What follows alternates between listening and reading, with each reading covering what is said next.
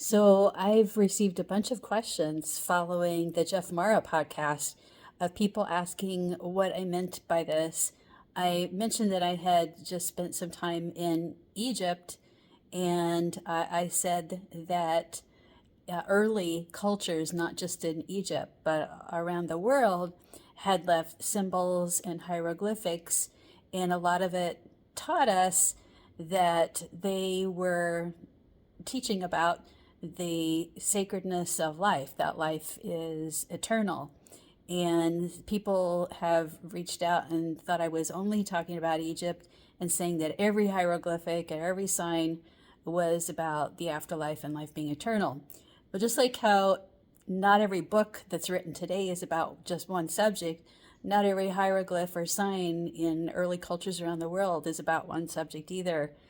I was there specifically studying something really fascinating with the teacher William Henry, who you might know from the Ancient Aliens television show. And I spent 16 days in Egypt, most of them with him and a very small group of about 28 people.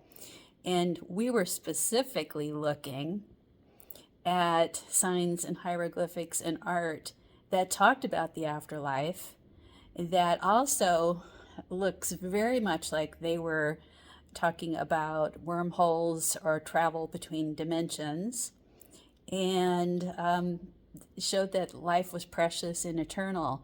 So it's out there to be seen and found in other cultures, not just in Egypt.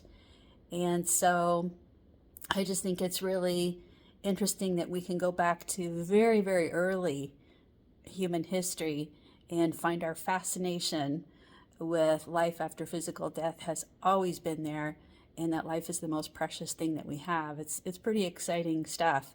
So I hope that clarifies a few things. Thanks.